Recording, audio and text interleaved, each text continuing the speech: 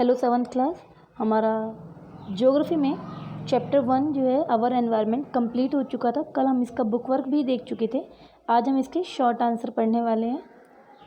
पहला देख लेते हैं क्वेश्चन हमारा क्या है। पहला क्वेश्चन है हमारा,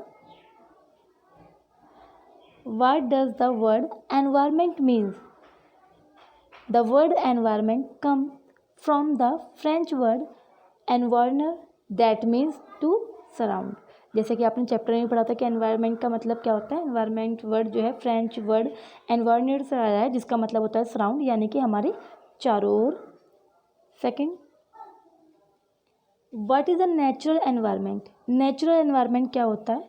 आपने पढ़ा था natural environment comprises physical and biological element of the earth. Natural environment में फिजिकल और बायोलॉजिकल दोनों एलिमेंट आते हैं हमारी अर्थ के। What is biosphere?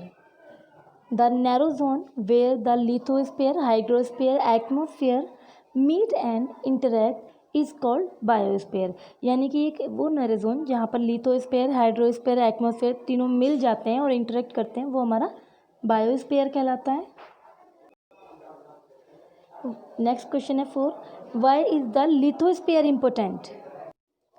Lithosphere important क्यों होता है? It provide land for building house, road, factories and soil for agriculture. Lithosphere जो है वो हमें घर बनाने के लिए ज़मीन देता है, रोड बनती हैं, फैक्ट्रीज बनती हैं। यानी कि लिथोस्फीयर, जैसे कि आपने पढ़ा था कि लैंड एरिया होता है। तो क्यों इंपॉर्टेंट है? क्योंकि लिथोस्फीयर पे हम लोग अपने घर बनाते हैं, रोड बनती हैं, फैक्ट्रीज बनती हैं, सॉइल होती है इसमें हमारे लिए, एग्रीकल्चर के लिए। तो ये सब पोर्शन जो है हमारा लिथोस्फीयर में आ जाता है। नेक्स्ट क्वेश्चन है हमारा question number 5, what is the importance of the atmosphere? Atmosphere की क्या इम्पोर्टेंस है? तो सबसे पहला तो यही आपने पढ़ा था कि oxygen is necessary for the survival of human beings. जो भी ह्यूमन बींग्स होते हैं उनको जीने के लिए ऑक्सीजन की ज़रूरत होती है, और ऑक्सीजन आपको पता है एटमॉस्फेयर का पार्ट है। नेक्स्ट है हमारा, carbon dioxide is necessary for the survival of plant. As you well known कि कार्बन डाइऑक्साइड की ज़रूरत बहुत ज़्यादा जो है प्लांट्स को होती है। तो एटमॉस्फेयर के बारे में पूछा हमने, केवल 2 गैसेस के बारे में इसमें बता दिया कि ऑक्सीजन जो है ह्यूमन बींग्स के लिए ज़रूरी होती है और कार्बन डाइऑक्साइड जो है प्लांट्स के लिए नेसेसरी होती है। नेक्स्ट है हमारे long questions. Long question, first question है, describe the domains of the earth is 1 और 2 सेंटेंसेस। हमें अर्थ डोमेन्स को बताना है 1 और 2 सेंटेंसेस में। पहले तो हम देख लेते हैं कि अर्थ डोमेन्स जो है होते क्या हैं।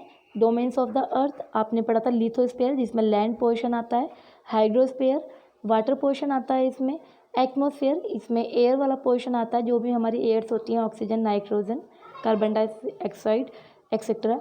बायोस्फीयर इसमें हमारे लिविंग ऑर्गेनिज्म आते हैं। Lithosphere, the uppermost solid layer of the earth is called lithosphere. आपको पता है कि अर्थ की जो अपर मोस्ट लेयर होती है सॉलिड, वो हमारी लिथोस्फीयर कहलाती है, आपने टेक्स्ट में भी पढ़ा था। Hydrosphere, water on the earth is found in all 3 forms, solid, liquid and gas. Atmosphere, mixture of the gases that surround the earth is called atmosphere. Next and last domains of the earth, biosphere. Biosphere, the narrow zone where the lithosphere, hydrosphere and atmosphere meet and interact called the biosphere। ये भी आपने very short में भी देखा कि biosphere में क्या होता है कि जो भी हमारे तीनों डोमेन्स होते हैं, लिथोस्फीयर, हाइड्रोस्फीयर और एटमॉस्फेयर, जब ये तीनों मिलते हैं और इंटरेक्ट करते हैं तब हमारा बायोस्फीयर बनता है। नेक्स्ट क्वेश्चन है हमारा, what do you understand by human environment?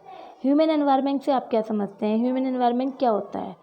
जैसे कि आपने पढ़ा था कि ह्यूमन एनवायरनमेंट वो होता है जो कि ह्यूमन द्वारा बनाया जाता है, यानी कि human environment is formed by human themselves. It include their creation, activities and other conditions such as social, economic and political in which they live.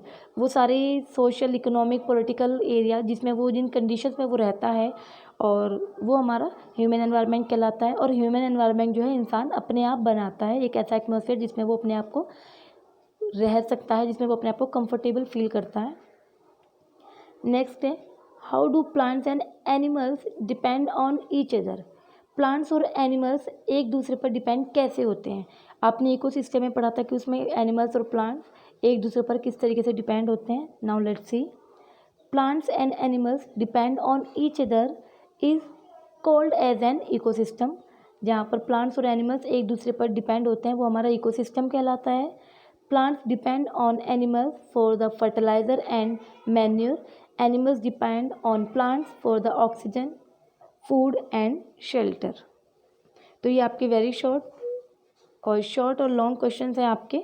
Very short sorry नहीं है, इसमें शॉर्ट और लॉन्ग क्वेश्चन है, ये आप अपनी copy में कर लीजिएगा।